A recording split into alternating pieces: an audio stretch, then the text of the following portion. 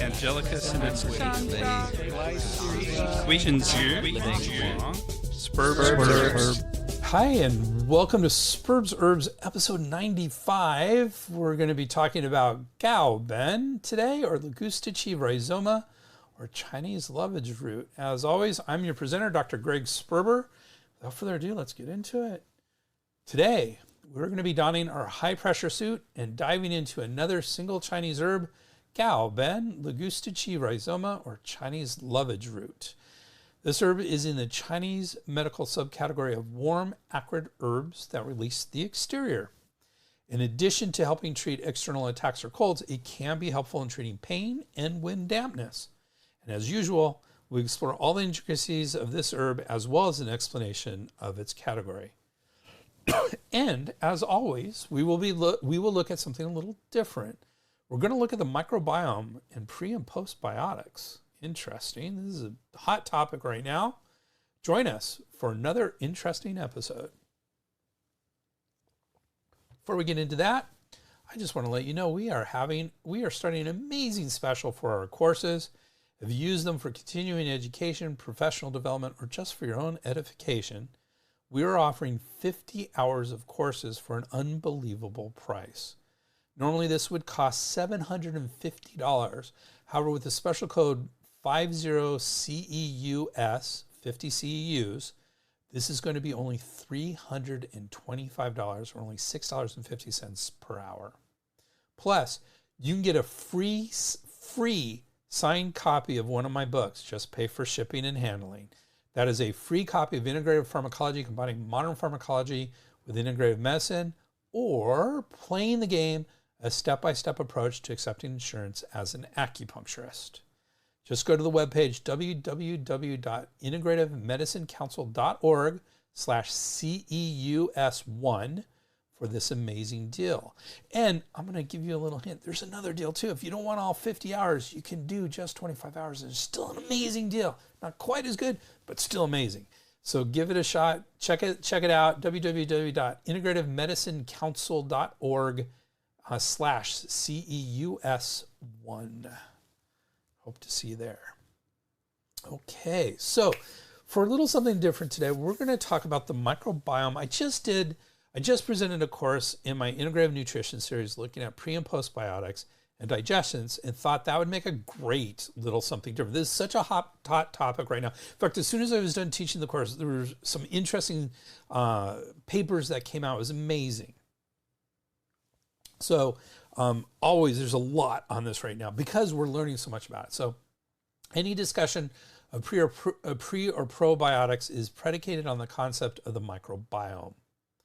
The International Scientific Association of Probiotics and Prebiotics describe the microbiome.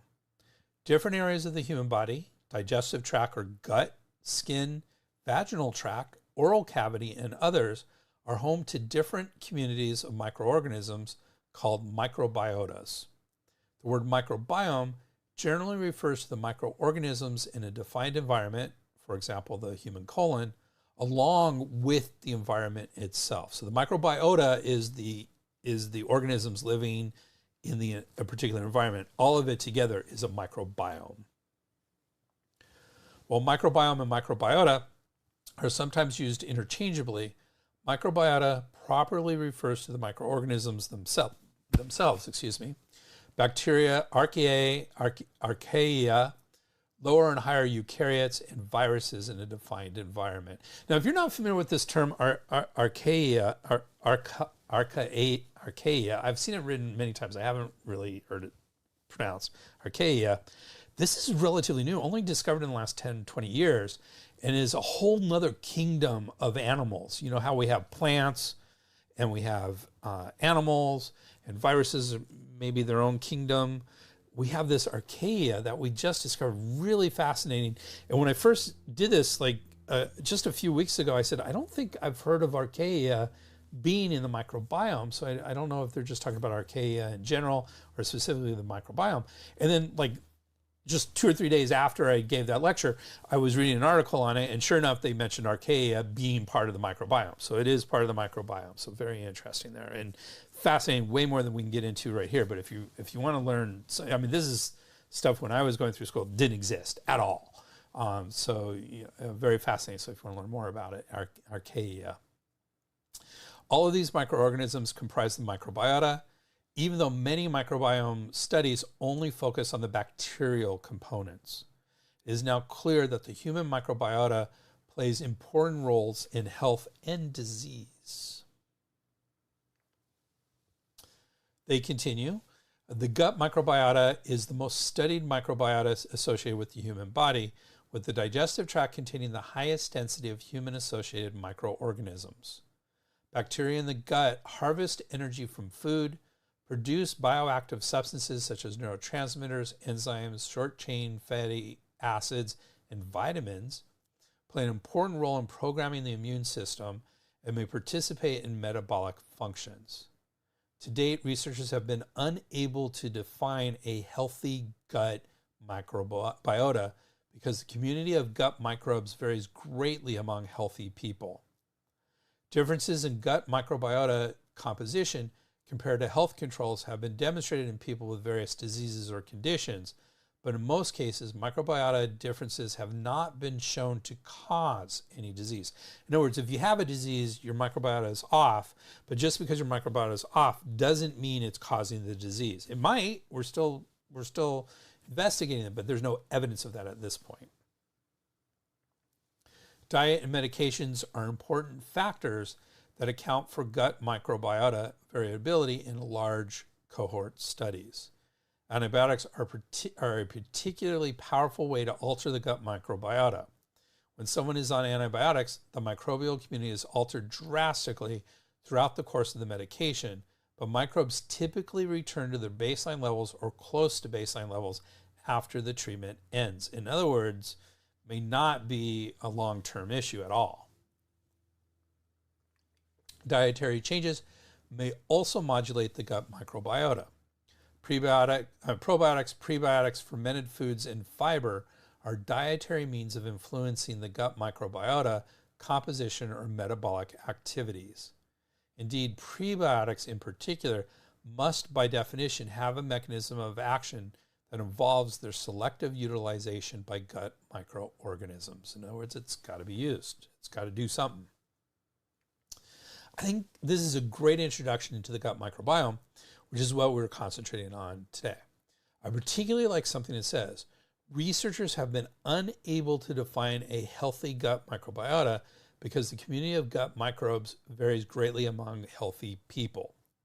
This is probably a function of the current state of research, and hopefully we will learn more about what is a healthy biome versus an unhealthy one, and how we can intervene to help make and sustain a healthy biome.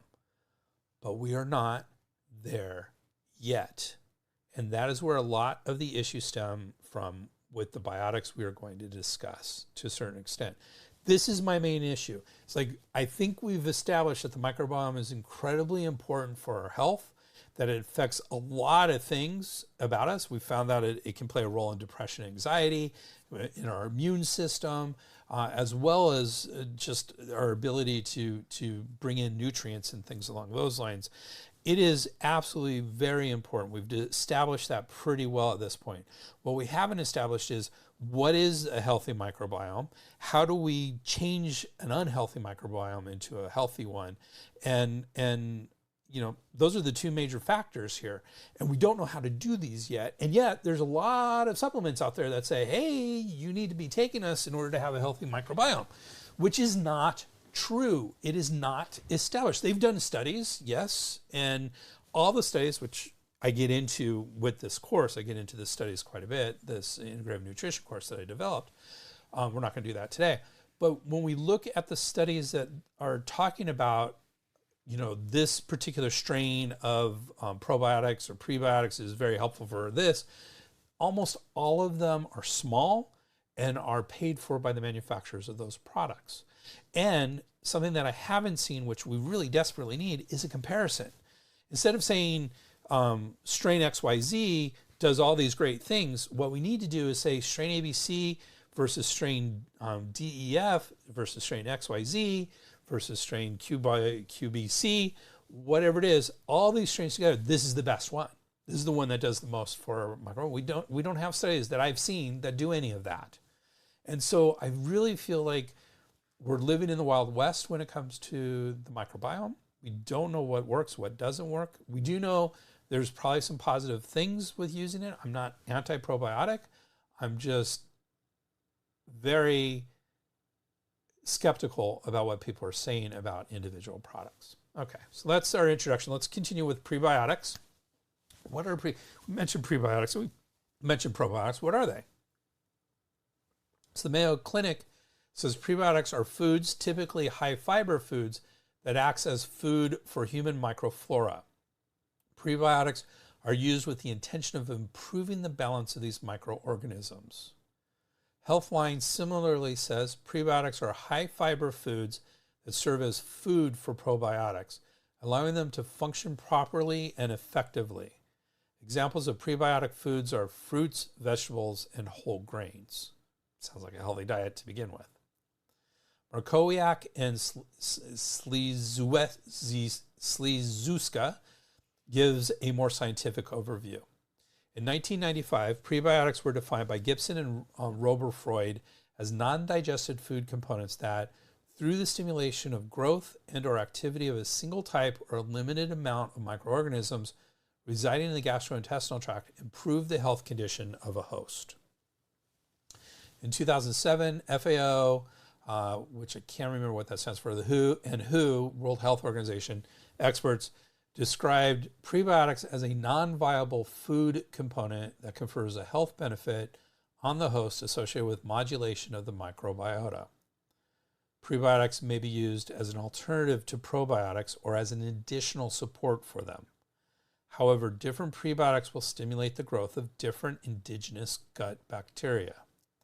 Prebiotics have enormous potential for modifying the gut microbiota, but these modifications occur at the level of individual strains and species and are not easily predicted a priori, in other words, ahead of time. There are many reports on the beneficial effects of prebiotics on human health, and I agree with that. The studies are pretty positive with it, but again, we don't know which ones do exactly what. The International Scientific Association for Probiotics and Prebiotics, we talked about this earlier, ISAP, says the current scientific definition of a prebiotic was developed by a panel of experts in microbiology, nutrition, and clinical research convened by ISAP in 2016. This current consensus definition is, quote, a substrate that is selectively utilized by host microorganisms conferring a health benefit. Thus, the concept includes three essential parts: a substance, a physiological beneficial effect, and a microbiota-mediated mechanism. Prebiotics are frequently equated with dietary fibers, but only a subset of dietary fibers actually qualify as prebiotics, and indeed, prebiotics may derive from non-fiber substances such as polyphenols. According to the scientific consensus definition, a prebiotic compound must confer a beneficial physiological effect on the host, and that effect should derive at least in part from utilization of the compound by resident microbes. However, to qualify under this definition, the prebiotic substance must affect a limited group of microorganisms in the host rather than the entire microbial ecosystem, thereby meeting the criterion of being selectively utilized. Prebiotics may be present naturally or in synthesized forms. The majority of research into their health effects has focused on isolated substances to allow for tighter control of substance and dose, and less on prebiotics as part of whole plant foods. Okay, whole plant foods, that sounds a lot like herbs there. So, herbs can play a role in prebiotics. Get into that, maybe not so much here, but in the big, when I did my whole course. Prebiotics have been studied for certain health effects, such as reduction of infections, cardiometabolic health, mineral availability, and immune modulation. The most commonly studied prebiotics are the soluble fibers inulin, fructooligosaccharides or FOSs, galacto-oligosaccharides or GOSs, and more recently, human milk oligosaccharides, HMOs. So the GOS, galacto-oligosaccharides are also, they're not human milk, but they are milk oligosaccharides. While the prebiotic substances with the most well-documented health effects to date are fermentable carbohydrates in the gut, the consensus definition allows for a broad range of substances targeting different host niches, such as the mouth, skin, or urogenital tract, to be considered prebiotics, given appropriate scientific support. And that's an overview of prebiotics. Let's talk about probiotics. So again, that same organization, the International Scientific Association for Probiotics and Prebiotics, also has a great introduction to probiotics. Quote, the term probiotic was defined in 2001 by an expert consultation of the Food and Agriculture Organization of the United Nations and the World Health Organization. That's FAO and WHO. In 2013, ISAP convened an expert panel to review the term probiotic and literature surrounding it.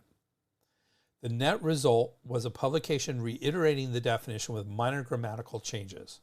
Quote, live microorganisms that, when administered in adequate amounts, confer a health benefit on the host. So live microorganisms are important.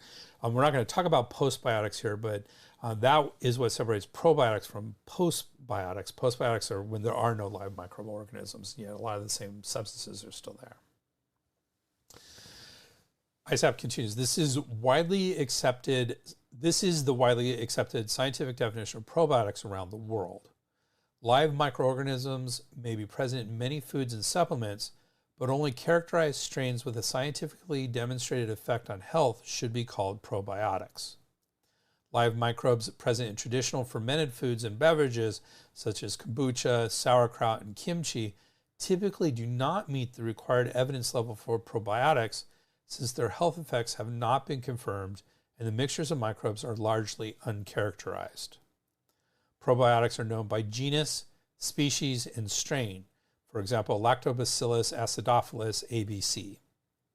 The strain designation is important, as different strains of the same species may have different health effects. A robust safety profile has been documented in clinical trials for many probiotic strains. However, for certain at-risk populations, such as premature infants, immunocompromised individuals, those with a serious illness, and those with short gut, certain concerns arise. Mechanisms that drive probiotic benefits are an active area of research and in some cases may be known. However, confirming mechanisms is challenging and often they remain unconfirmed in humans, even though a health benefit has been demonstrated. In other words, we know it helps, we just don't know how. And that's kind of the stage of research we're at right now, I think, in general. Further experts suspect that multiple mechanisms may act in concert to elicit a health benefit. A common misconception is that probiotics need to alter the gut microbiota in order to be effective. In fact, general probiotics have not been shown to take up permanent residence in the gut despite documented health benefits. So this is one of my issues that I've had here, which is interesting. So I have always said to people, you shouldn't be on probiotics ad infinitum. You know, it's like, take them when you need them. You're having some stomach issues, you had a bout of diarrhea, something's off with it, go ahead, take them. You're taking antibiotics, take them. But once you've taken them for a couple of weeks, then it should colonize and grow from there. But this is saying that doesn't happen.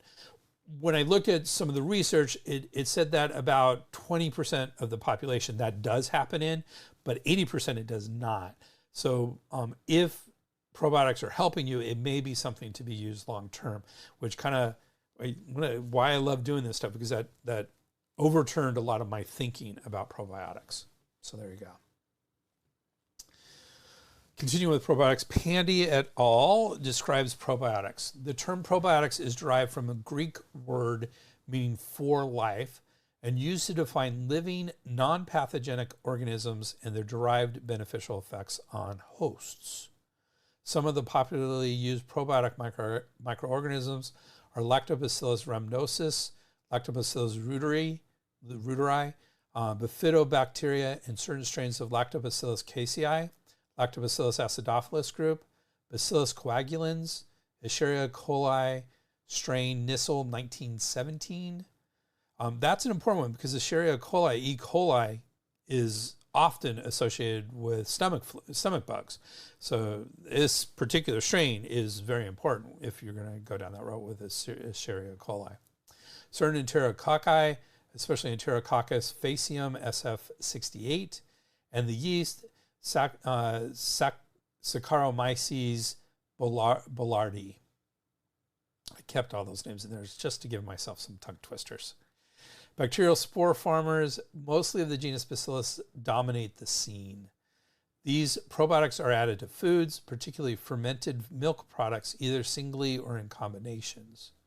New genera and strains of probiotics are continuously emerging with more advanced and focused research efforts. In other words, we have a lot more research to do.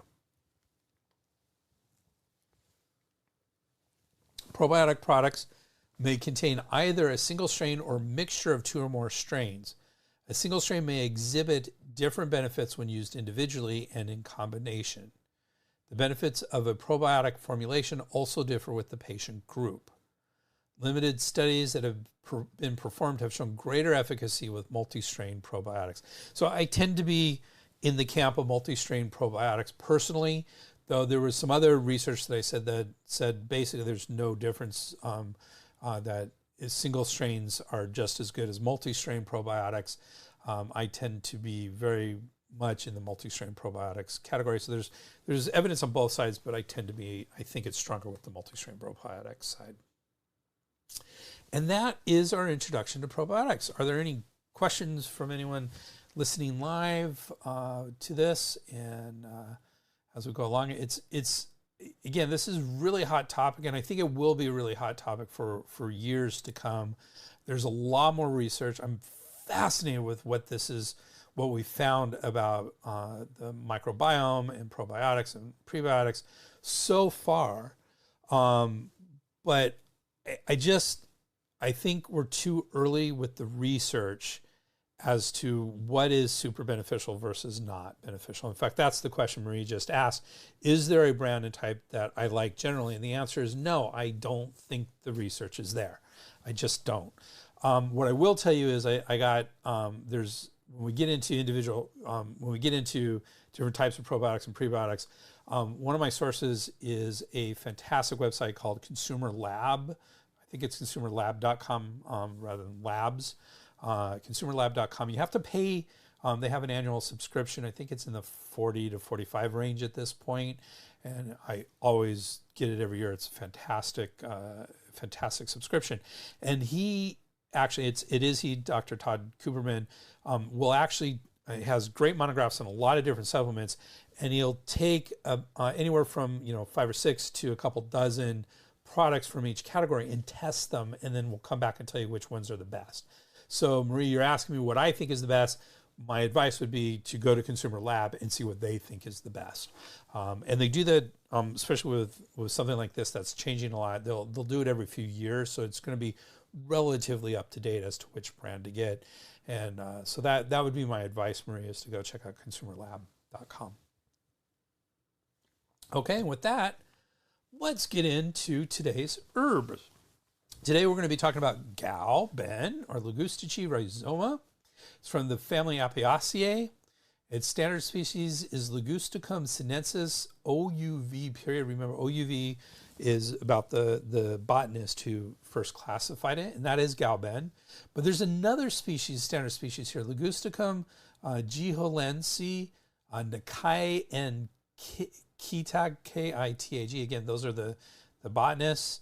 And that's the Chinese for that is Liao Gao-Ben. It is an acceptable species for Gao-Ben, but the more commonly used one is Ligusticum sinensis. Now, what's really interesting about this, and I only got when I was going halfway into this, is this is the same species for another really important herb, chuanxiang. That is Ligusticum sinensis, but it's a different cultivar than this. So same species, different cultivar. Just like we were talking about with the strains of bacteria, you can think of a cultivar as kind of a different strain of this species. So very similar, but different. But I didn't realize that super connection because we always learned it in Chinese medicine. We always learned it as Rhizoma chuanxiang, not Ligusticum. So it's interesting. The actual Latin name we learned was chuanxiang, which isn't the Latin name, it's Ligusticum. And I think it's because of the overlap here as well. But that does, same medicinal part between chuanxiang and gaoben is the rhizome. So that's the part that we're looking at is the rhizome. Other names for this is Ligusticum, Chinese Ligusticum rhizome, Jiho Ligusticum rhizome. I believe that would be that second species we mentioned. Kaoben, that's Kaoben. So K can be in Wade Giles, which is a way of translating the sounds of the Chinese language into Roman letters. The way we do it today is pinyin is across the board the accepted way to do it. But for decades, it was the Wade Giles systems was used, and sometimes like the mainland China was pinyin, and then Taiwan and a lot of scholars were using Wade Giles, and so they were used simultaneously. Now everyone's settled on pinyin, but in Wade Giles, K is pronounced with a G. So Gao-ben, even though it's spelled K-A-O, it's still pronounced Gao Ben. And then moving on, there's other names for this. Gui Qing, which is Ghost Minister, and Di Xin, New Earth. Both of those were in the Shendong Ben Sao Jing, which we're going to talk about in just a little bit.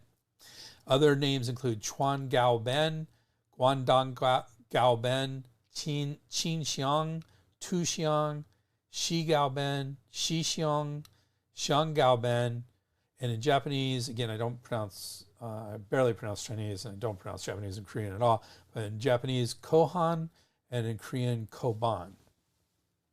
K-O-H-O-N in Japanese, and K-O-B-O-N in Korean. We mentioned this herb is part of the Apiaceae family. The Apiaceae family is the parsley or carrot family and includes edible plants and spices such as carrot and parsnip, anise, celery, chervil, coriander, caraway, cumin, dill, and fennel. Poisonous hemlock is also a member of this family. There are about 34 genera, and one source, Elpol, says there are about 300 genera, so that's a big difference, and 3,700 species. They have hollow stems, tap roots, and flat-topped flower clusters known as umbels. So a taproot is the main root of a primary root system growing vertically downward. Think of the carrot is a taproot. A previous name for this family was the Umbelliferae, referring to these umbels, which is where the stems of the flower cluster radiate from a single point at the end of the stalk, kind of like an umbrella. I'm picturing carrots. We have carrots with the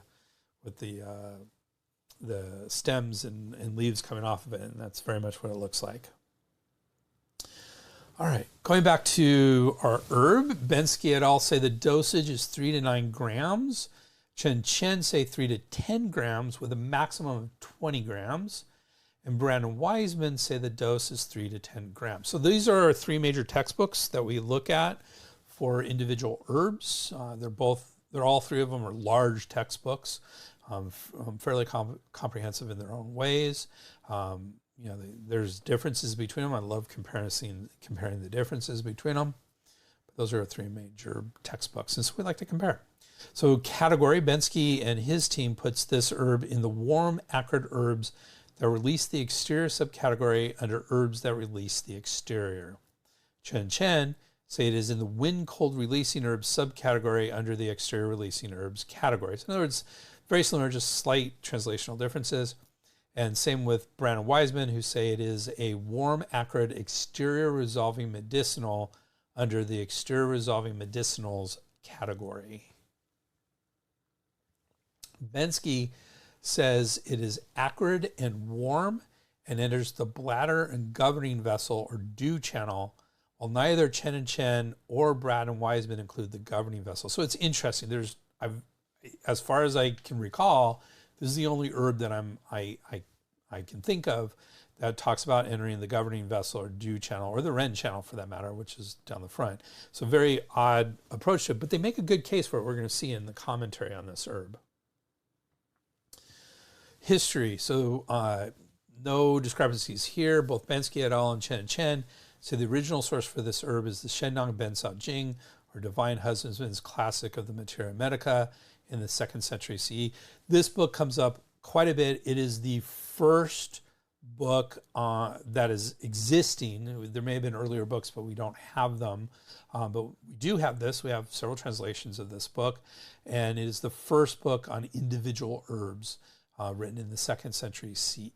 So really, basically, if it's in the Shendong Ben Sao Jing, it means that this herb is among the earliest that are part of the Chinese medical tradition. So let's get into this category. We've now discussed this category and subcategory of herbs several times during our adventures examining Chinese herbs. We will, for completeness, repeat that information here. So if you've heard this before, you can fast forward through it. But it's important information, and for completeness, we need to have it here. So according to Bensky and his team, exterior-releasing herbs are those that release disorders lodged in the very superficial levels of the body. When external pathogenic factors, including wind heat, wind cold, wind dampness, and summer heat, invade the body, they first attack its superficial exterior aspects. Symptoms associated with the exterior then appear: chills, fever, headache, stiff neck, and general muscle aches. Sometimes sweating will appear, which resolves the condition, in which case no treatment is necessary. At other times, however, there will be an absence of sweating, or even though there is sweating, it is not accompanied by any change in the condition. At this juncture, herbs that release the exterior are used. Most exterior-releasing herbs are diaphoretics, that is, they release or expel the external pathogenic influences through sweating. There's a saying in Chinese medicine: when the disease is in the skin, sweating will bring it out. When a disease progresses slightly further into the body, it is said to lodge in the muscle layer. The clinical presentation then includes fever, general body aches, and profuse sweating. At this stage, especially when the patient has sweated without any beneficial change in their condition, it is appropriate to use the subset of herbs that release the muscle layer. The most prominent member of this group is Cinnamomum ramulus guizhi, which is cinnamon twig. Some of the herbs that release the exterior have additional functions: stopping coughs and wheezing, controlling pain or spasms, and venting rashes such as measles. So that was herbs that release the exterior. Let's talk about the subcategory. Bensky et al. Continues to discuss the subcategory of warm, acrid herbs that release the exterior. Herbs that release the exterior can be further divided by character and function into warm acrid and cool acrid classes. The warm acrid herbs dispel wind cold and are used for exterior disorders when the fever is mild, the chills severe, and there are other signs and symptoms of wind cold, including headache, body and neck pains, and absence of thirst. That's it for that subcategory. There's not a lot there. And that gives you a good overview of the herbs, what they do, the categories that the herb is in. So what is good quality Gao Ben? So Bensky et al. Say good quality consists of big rhizomes with only a few hairy roots and is intensely aromatic. So we saw that word xiang kind of pop up quite a bit as alternative names for this herb. Xiang means fragrant, so intensely aromatic. So we have another textbook I'd like to bring in, which is Chinese Medicinal Identification, an Illustrated Approach. And this is very good for looking at quality. It's a great book, different, not as heavy on the use, but more on the identification of herbs. So they say, Zhao and Chen, who are the authors of this, says Gaoben irregular knotty cylindrical has an irregular knotty cylindrical shape, slightly curves with branching, externally brown or dark brown and rough, with a light texture that is hard and easily broken and a potent aroma. So again, they also talk about the aroma of this. It has an acrid, bitter, and slightly numbing taste. Superior grade roots are consistent and have a potent aroma. It has numerous raised, dotted root scars and remnants of roots on one end, longitudinal wrinkles, and remnants of a number of indented round stem bases on the other end. So these are just kind of classic features of it. So what does it do? What are its Chinese medical actions? According to Bensky and his team, Gaoben discharges exterior conditions and disperses cold. For externally contracted wind cold, and especially for headache and nasal congestion, as in magnolia flower power or Xin Yi San. By itself, it is used for wind cold lodged in the greater yang, with headache involving the crown and vertex or linked to the teeth and jaw. It dispels wind, overcomes dampness, and alleviates pain for wind, cold, damp, painful obstruction, as well as acute lower back pain due to invasion of wind cold, as it treats both ends of the vessel, as in no-top pterygium decoction to overcome dampness, or Qianghuo Shengxi Tang. Also used for dampness affecting the digestive system. Chen say it releases the exterior and dispels cold, and dispels wind, cold, and damp, and relieves pain. Brandon Wiseman say it effuses the exterior and disperses cold, relieves pain, and dispels wind dampness and relieves pain. Chinese Medicinal Identification Illustrated Approach says it disperses cold, eliminates dampness, and relieves pain. These are all still Chinese medical actions, kind of the different sources. Shendong Ben Cao Jing, again, one of the first books, and usually has more of a spiritual side than a lot of the other textbooks that we look at. So the Divine Husband is a classic of the Materia Medica, says Gaoben is acrid and slightly warm. It mainly treats mounting conglomeration and genital cold in females, swelling and pain, and abdominal urgency. None of those are really modern uses of this herb. It eliminates wind, headache, promotes the growth of muscles and skin, and renders the facial complexion attractive. Well, that's an interesting one. So wind, headache, we're going to see is a major function of this in modern times. Preparations. Bensky et al. Says, because its aroma is crucial to its efficacy in the clinic, this herb is always used in its unprepared, clean state. In other words, there's no dry frying, there's no charring, there's no vinegar frying, there's nothing along those lines for the preparations here. Western uses. Well, several species of Ligustici have medicinal properties in both Chinese and Western traditions. Gaoben primarily grows in southern China and is primarily a Chinese herb, and a web search yielded no traditional Western uses.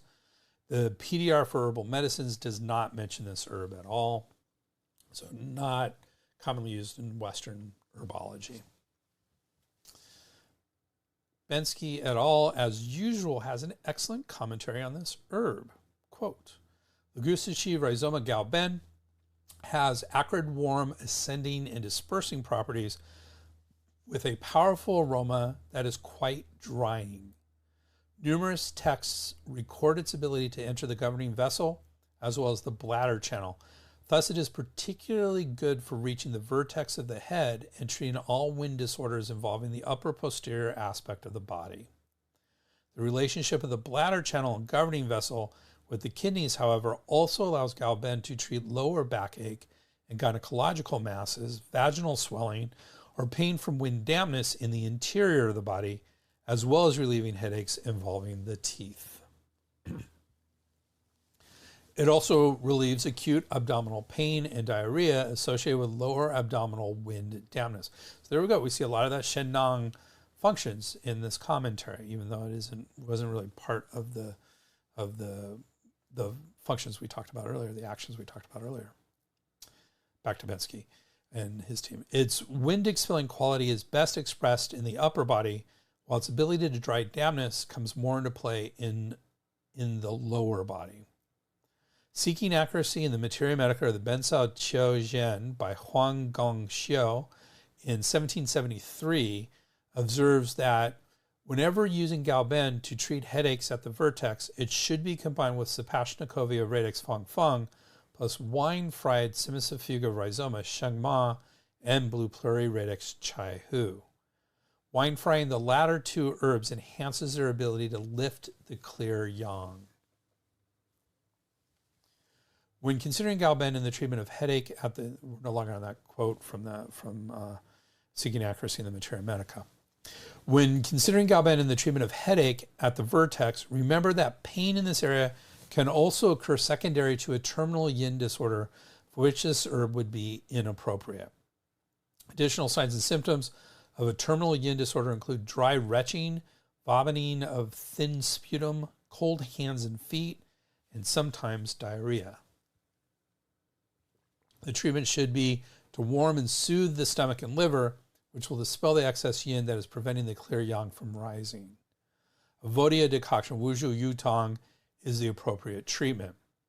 As Gaoben works at the vertex to eliminate pathogenic wind cold rather than dispel excess yin, it should be avoided in these circumstances. That is our commentary.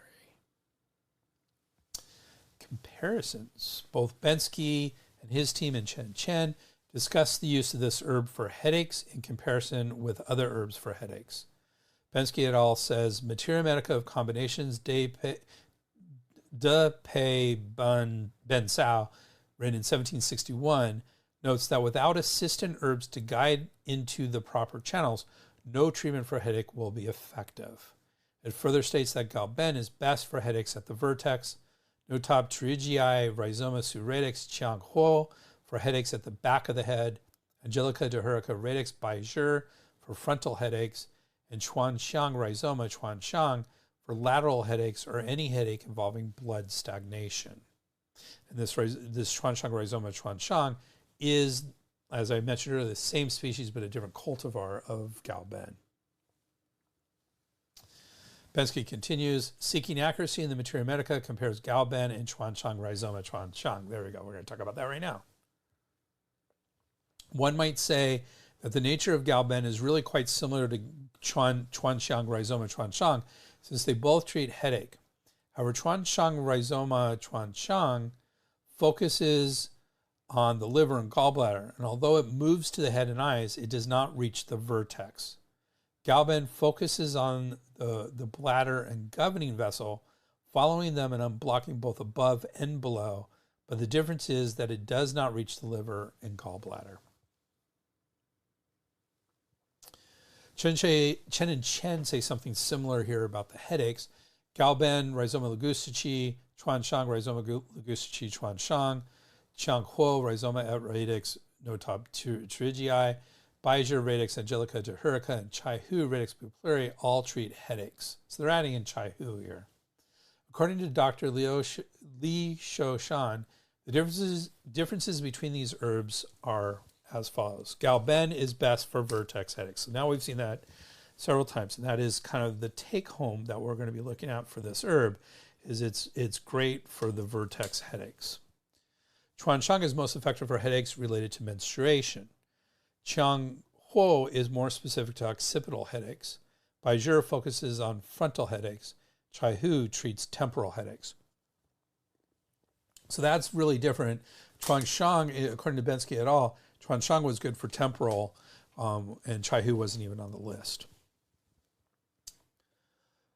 Okay, comparisons. Now we do have a comparison with Chiang Huo, which we've been talking about. Notop Pterygiae Rhizoma Suradix Chiang Huo is compared with this herb. Notop Pterygiae Rhizoma Suradix is Chiang Huo. Powerful aroma rises to expel ambulatory wind in the muscles and exterior. It is best for neck and shoulder pain, but also for freeing the joints by venting pathogens from between the sinews and bones. Notopterygii Rhizoma suredex Chiang-Kuo and Galben both enter the governing vessel, but Notopterygii Rhizoma suredex's Chiang-Kuo tendency to move upward is stronger, while Galben can reach the vertex. It is better than Notopterygii Rhizoma suredex Chiang-Kuo for treating lower body disorders. That's interesting. Notopterygii Rhizoma suredex's Chiang-Kuo ability to enter the liver and kidney channels refers primarily to its effect at the sinew, liver, and bone kidney levels of the joints. So that is our comparisons. And we can see we have a nice list of herbs we can use for headache, different types of headaches. And of course, we would never really use just single herbs, or rarely would use single herbs for headaches. So these are usually parts of formulas as well. And that is our comparisons. Combinations. Bensky et al. Neither Bensky et al.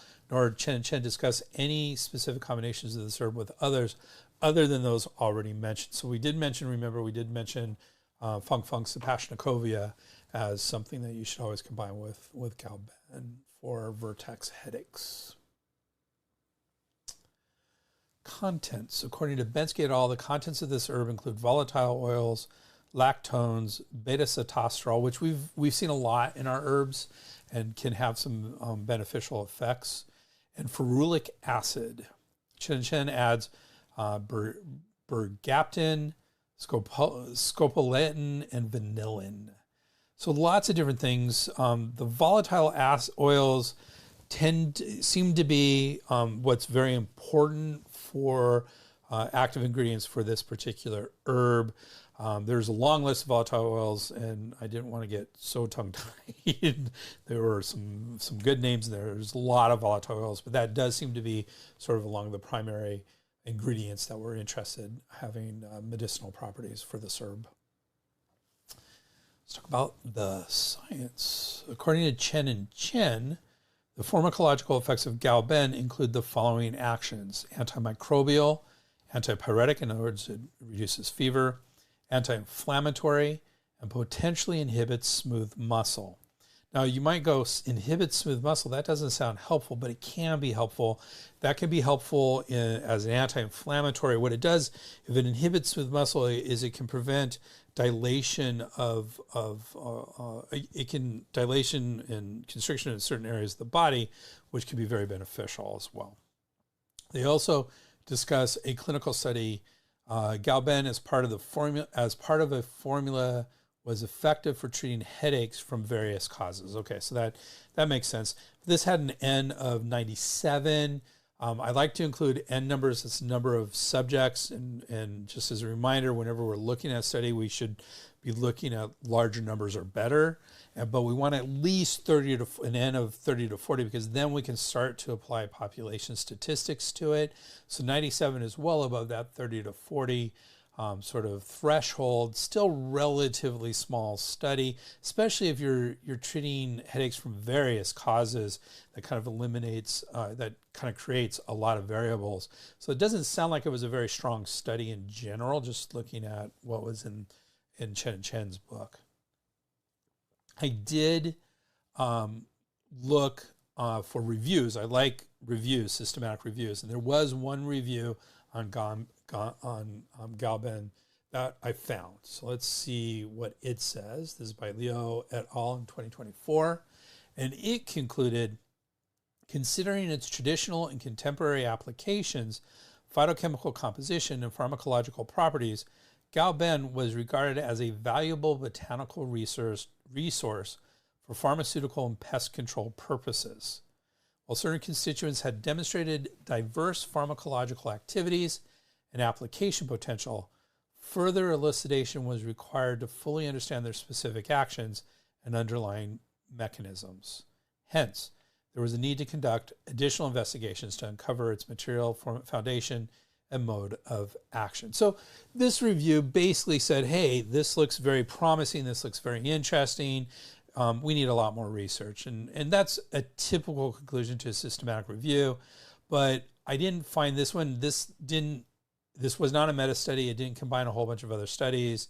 So it was an interesting review.